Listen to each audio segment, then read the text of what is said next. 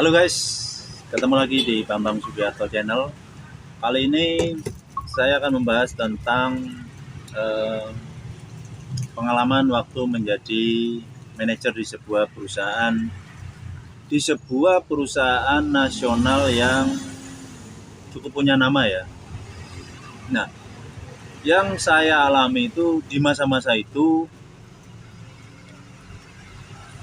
setelah menjadi diangkat jadi manajer, dan itu kebetulan pembukaan cabang baru ya guys. Nah, makanya yang ingin saya sampaikan adalah pada saat kita dipercaya oleh bos atau perusahaan, lakukan dengan mungkin kalau pakai bahasa tulus itu terkesan gimana ya. Tapi selalu posisikan 100% kita mendapat tugas dari perusahaan atau bos itu usahakan 100%. Kalau pakai bahasa tulus mungkin terkesan gimana gitu ya. Tapi maksud saya 100% itu karena apa-apa yang kita lakukan dengan 100% itu akan kembali kepada kita sendiri.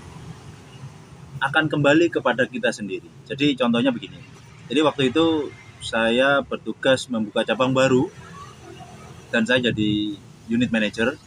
Di situ waktu itu mendapat gambaran bahwa saya akan mempunyai anak buah atau karyawan jumlahnya 10 orang. Dan karyawan saya itu masih masih belum belum tahu siapa-siapanya. Jadi masih proses rekrutmen. Nah, pada saat itu saya mendapat tugas untuk, jadi waktu itu masih usia 30-an mungkin ya. Mendapat tugas untuk searching, bahasa sekarangnya searching. Kalau dulu itu mencari ruko untuk disewa selama 3 tahun. Nah, ini kan belum ada pengalaman sama sekali ya terkait sewa menyewa ruko. Berbeda kalau kita sudah biasa usaha ya. Tapi waktu itu kan kita karyawan dan kita tidak ada pengalaman sama sekali untuk sewa menyewa ruko. Tempatnya di mana? Cuma kita dikasih informasi yang misalkan itu di sebuah kecamatan, ya di tengah kecamatan, di tengah dekat dengan pasar atau alun-alun kecamatan gitu. Nah, pada saat proses pencarian ruko itu, karena memang backgroundnya marketing, jadi sudah biasa menghadapi atau kita door to door lah istilahnya ya, masuk toko sana, toko A, toko B, toko C, masuk pasar itu kita tanya-tanya. Jadi tidak ada rasa canggung untuk melakukan kegiatan tersebut ya. Nah, setelah seharian mencari ruko itu akhirnya dapat juga. Waktu itu tahun 2008. Setelah dapat, kita tangkap apa yang diinginkan dari si owner ruko. Misalkan, ini Pak, luasan rukonya lebar depan 6, ke belakangnya 10, ada kamar mandi, dalamnya masih kosong. Nah, ya sekilas seperti itu ya. Dan sewanya misalkan 15 juta per tahun dan harus 3 tahun. Nah, karena kita lakukan dengan sungguh-sungguh, kita dilakukan dengan penuh tanggung jawab, akhirnya yang saya maksud 100% pengalaman mencari ruko itu nanti terpakai pada saat saya wira swasta atau menjadi pengusaha untuk pertama kalinya. Jadi pengalaman mencari ruko waktu kita masih kerja kantoran untuk disewa itu menjadi pengalaman saat saya mau membuka usaha. Saya kan juga harus sewa karena tempat tinggal saya di dalam perumahan yang tidak mungkin kalau kita buka usaha di dalam perumahan. Jadi waktu itu pengalaman itu sangat sangat membantu ya. Jadi sangat membantu di kemudian hari pengalaman-pengalaman yang sudah kita lakukan. Nah, kembali lagi terhadap pengalaman menjadi manajer. Jadi pada saat itu kita artinya sudah dipercaya mendapat posisi manajer dan kita akan mendapatkan 10 orang karyawan.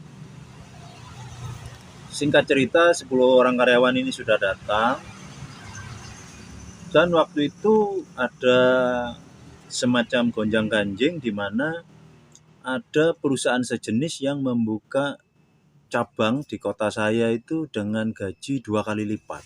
Nah, pada saat itu namanya kita ya tergoda juga untuk wah kapan aku bisa masuk perusahaan itu juga.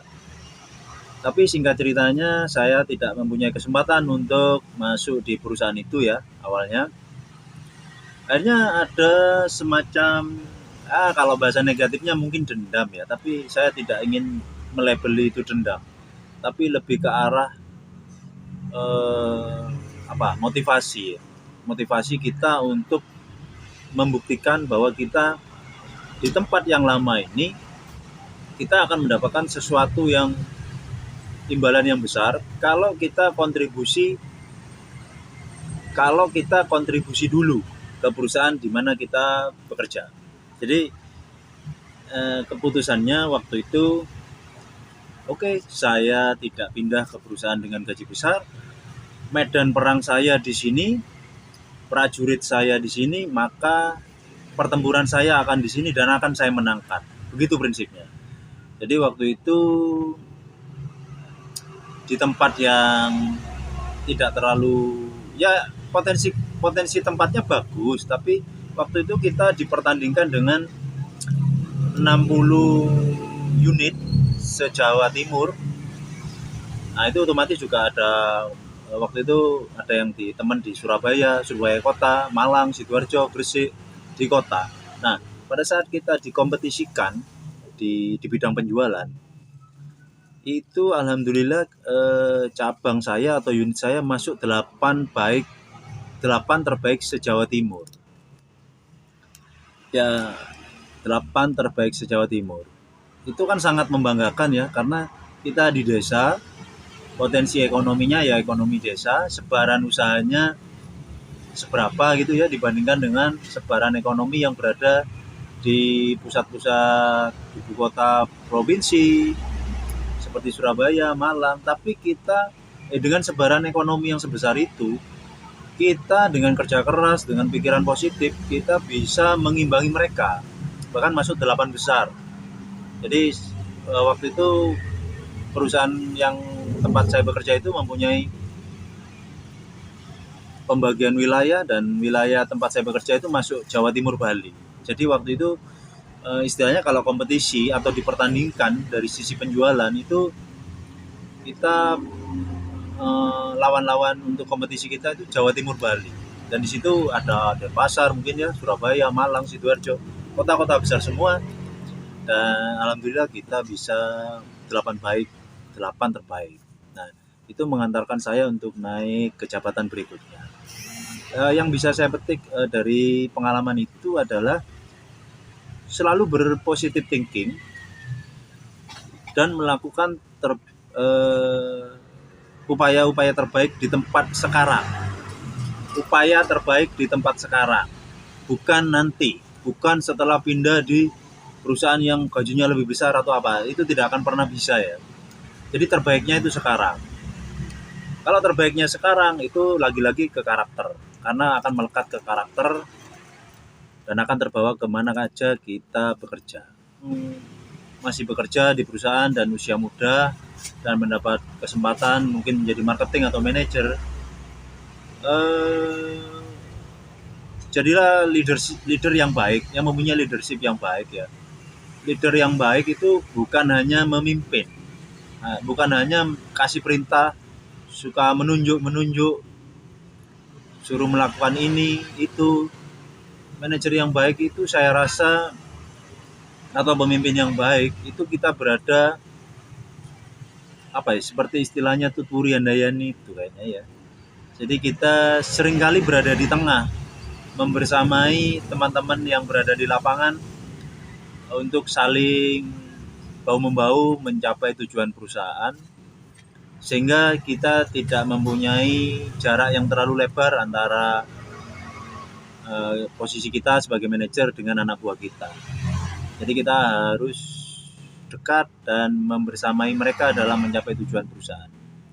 Mungkin begitu dulu ya teman-teman. Terima kasih yang sudah menonton. Assalamualaikum.